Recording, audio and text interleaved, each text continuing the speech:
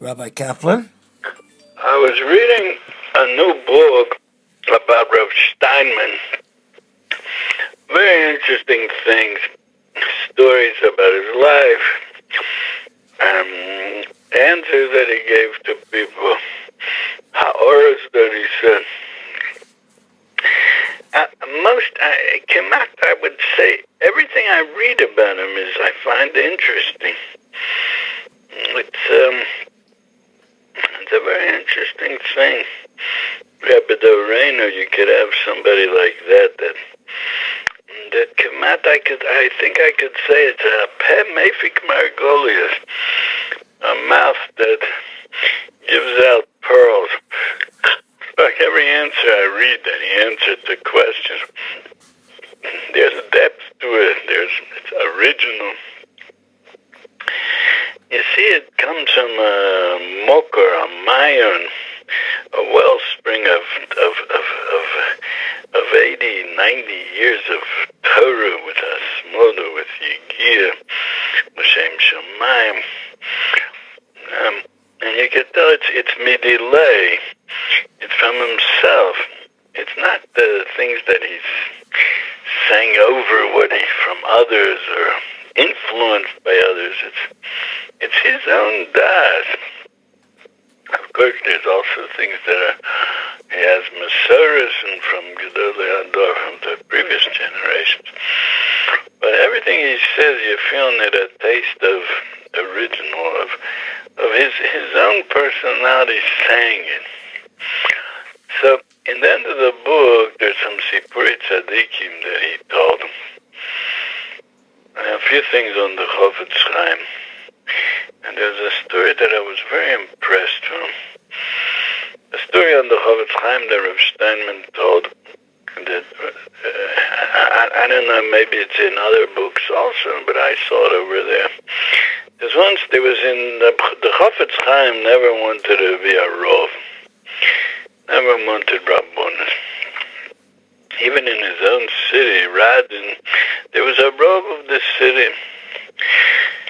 And once there was a time that the Rov had to go away. And he asked the Chofetz Chaim to take his place for the meanwhile while he's away. So he did him, the Chofetz Chaim did him a favor and he substituted for him. During that time that the Chofetz Chaim was the Rav of the city, so there was a Maisa with a butcher that there were some problems with him. It doesn't say exactly what he did wrong. It reminds me of the butcher of nowadays. There's such a thing. It could be that he sold treifus, this butcher. I don't know, or maybe he did something. What else could it have been? I don't know what. And they found out. So the Chofetz Chaim Paskin that he has to give a knas, he has to pay for the candles in the shul for a certain amount of time. Those days, we're not used to. We know you press a button and you turn on the lights. In those days, there was such a thing as candles. You had to get candles. You had to buy candles. The shul, it was an expense that the shul had to get candles and give the people to use. So Chofetz Chaim said you should pay for the candles of the shul for a certain amount of time. After a while, I went by at Kufa, and the butcher died.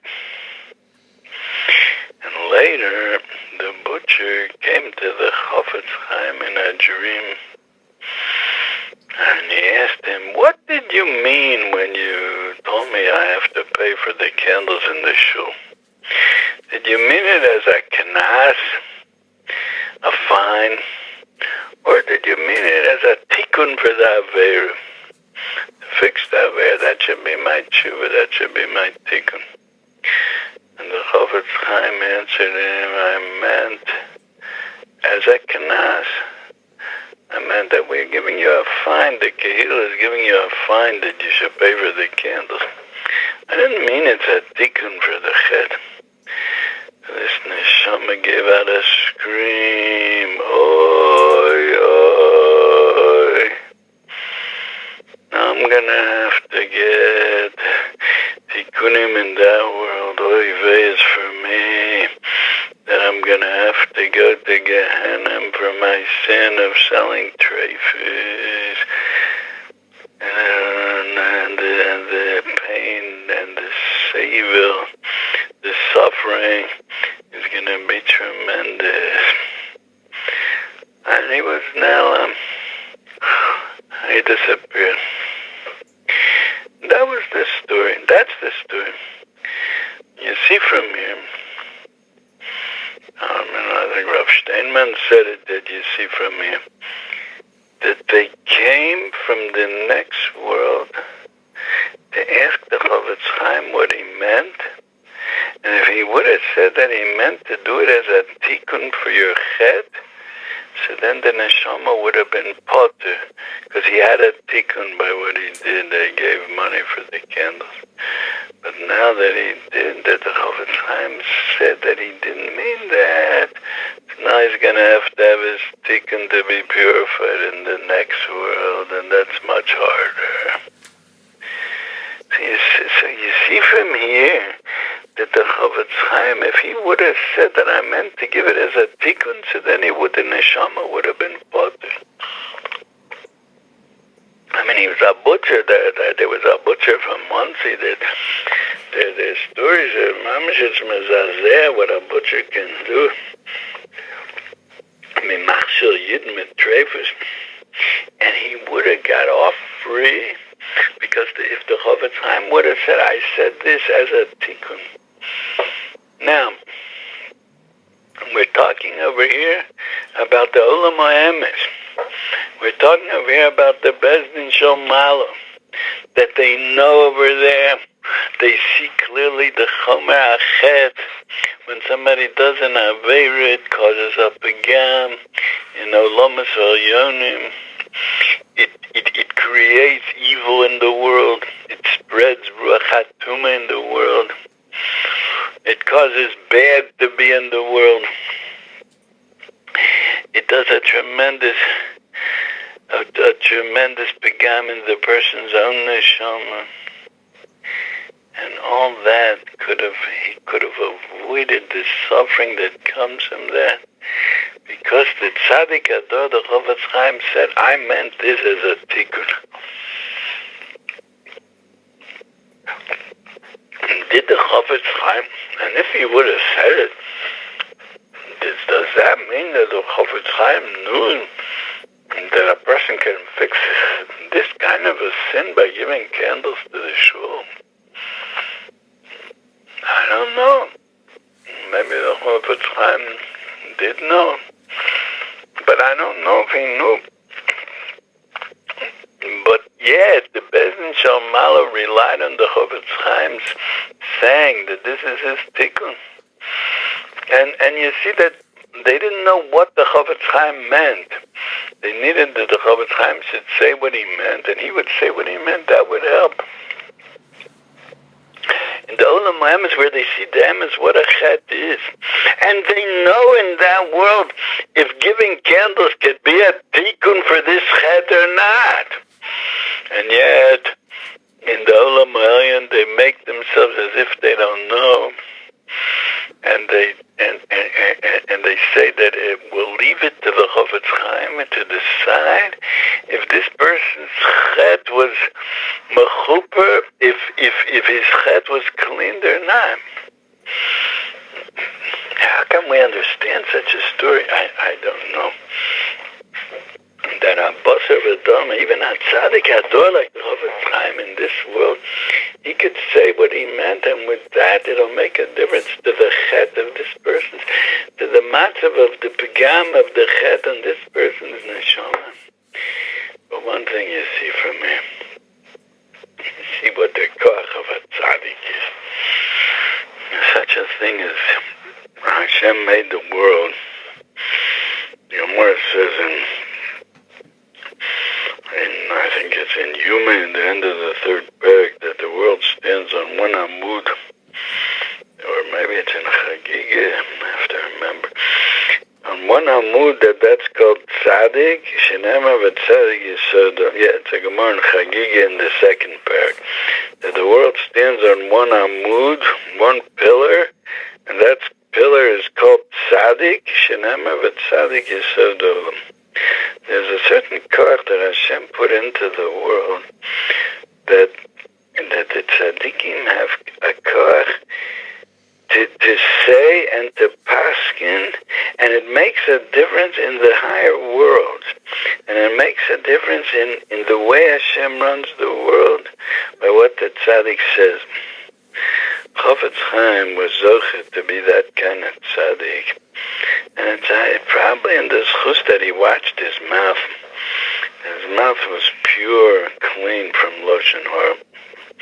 And not only himself, but he was mezakeh the Klal Yisrael with a sefer Chofetz Chaim on Hilchos Lashon Hara. The Chofetz Chaim made halachos out of it. Nobody knew before that Lashon Hara was such a subject that you could write halachos on the Chofetz Chaim did it. So he was zocher that whatever he says, that's how Hashem is going to run the world. If he would say that this is your tikkun, so it doesn't matter anymore if Levi the Bezdin Shalmala's understanding this can be a tikkun or it can't be a tikkun, but it was nofak mipume, like the Gemara says, nofak mipume the Rav. It came out of his mouth that he said, I meant this as a tikkun for you. So the koach of the tzaddik is that it can make, that it should be a tikkun, and the person's neshama should be purified. And it's very, very hard to understand. I think it's from the secrets of the Bria, the singing, this koach of the tzaddik. And since the Chofetz Chaim didn't say that he meant it as a tikkun to the neshama, so we am gonna suffer.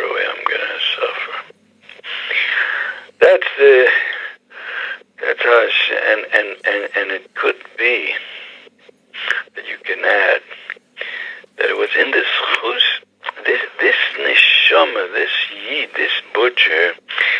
Since Min HaShamayim, the Hashgacha Pratis made it so that he should be in the city of the Chofetz Chaim, and he should have some slight connection with the Chofetz Chaim that he was brought to an Torah in front of him.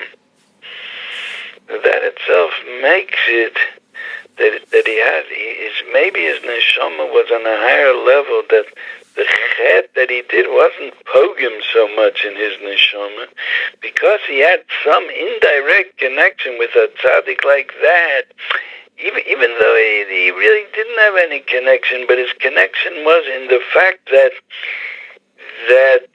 he came to the Din Torah in front of that tzaddik, so that itself made him have a connection with the tzaddik that shows that his neshama was on a higher level, that the vegam of the chet wasn't pogim in it so much, and he was able to have an easier kapor. I think that's what you see from this story. This is the concept of the tzaddik is something you find I think you find it a lot in the Sefer Noam Elimelech. He talks a lot about the tzaddik. I'm not so familiar with the Sefer Noam Elimelech. That's what I heard, that he talks a lot about the tzaddik. And then I think in the Likutei Maran or in Chasidus Breslov Bichlal, there's a lot of talk about the tzaddik. And here you see from this story, that's a story that came from Lita. So you see also the same idea. And here you see that it's totally v'amid in what the tzaddik will say. They're waiting to hear what he says. But you could ask, what difference does it make to us? Is this just an idea, a theoretical idea? Or does it have anything to do with our personal lives, with our everyday lives? I think it does. Rabbi Kaplan, we're taking a break now. Thank you.